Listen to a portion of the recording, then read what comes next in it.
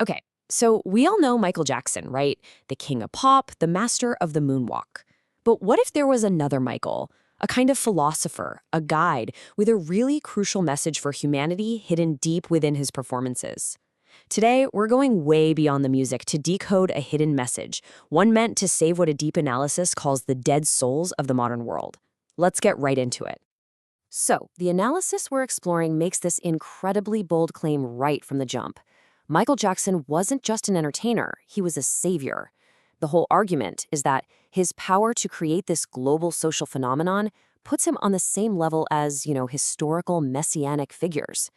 It's a really powerful and kind of provocative idea, and it's absolutely central to understanding the hidden message in his work. And that, right there, leads us to the core mystery. This whole thing is really built on two big questions. First, who exactly are these dead souls? And second, what is this powerful message that Jackson supposedly hid in his art to save them? Let's follow the clues and just see where they take us. Okay, first things first, we need to understand who the victim is here. Who is it that actually needs saving? The source we're looking at gives them a very specific name, the dead soul. So, what is a dead soul? No, it's not a literal zombie. It's a metaphor for a modern problem. It's talking about a person who feels so pressured to play a role that society gives them that they become totally detached from their own humanity. They're like a role-playing robot. At their core, they become spiritually dead. The analysis argues that this pressure is just all around us. It forces us to become these little cogs in a giant impersonal machine, totally separated from our true selves.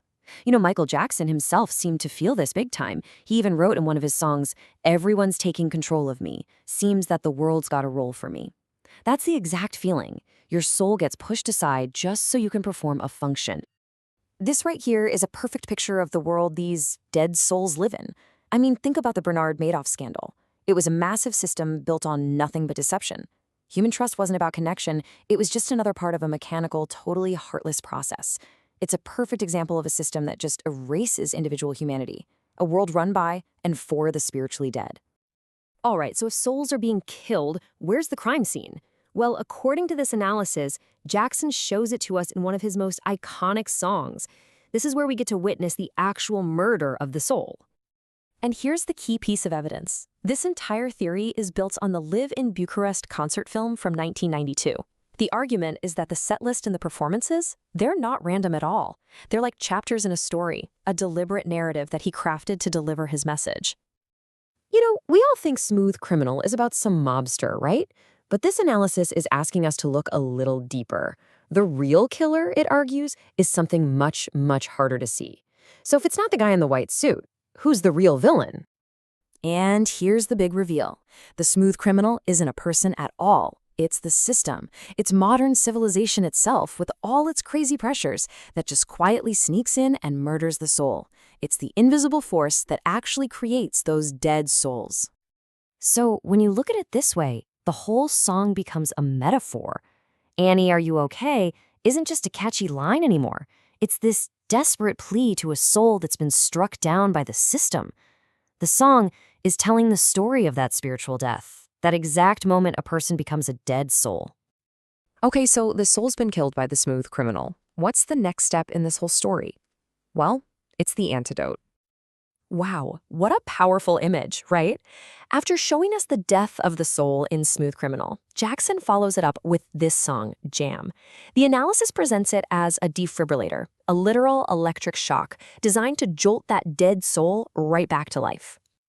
And this is a really crucial point. The analysis redefines the word jam. It's not about music, it's an action word. To jam is to do something. It means seeing someone who has fallen, spiritually, physically, whatever, and rushing in to help them. It's a call for immediate, real human connection. So how do you actually jam? Well, the analysis points to a three-step process that's laid out in the performance. Step 1 is all about you. Restore faith in yourself, believe you are more than just the role you're supposed to play.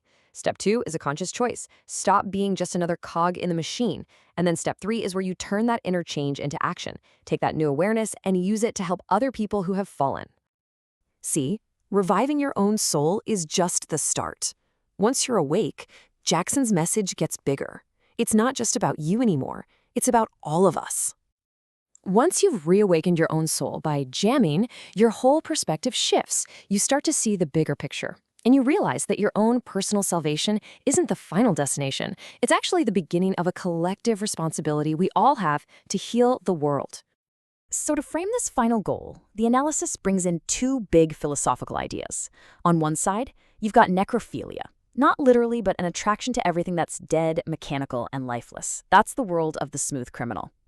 Then on the other side, you have biophilia, the love of life, humanity, and connection, and that's the world of jam.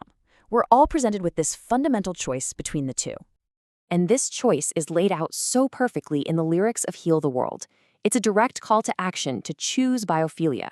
When Jackson sings, "If you care enough for the living, make a better place," he's explicitly asking us to reject that cold, mechanical world of necrophilia and actively choose life, not just for ourselves, but for every single person. And this brings us right back to where we started, the concert set list. According to this analysis, the whole story is structured right into the show. It moves from the shock needed to revive the soul to showing us the soul's murder, and then finally to this call for global healing. The whole message, it was hiding in plain sight the entire time. So we've decoded one possible message here. It really frames Michael Jackson not just as an incredible artist, but as a deep thinker with a profound call to action. And it leaves us with a pretty fascinating question. If a message this deep could be hiding in plain sight in some of the most popular music ever made, what other powerful ideas might we be missing in the art that surrounds us every single day?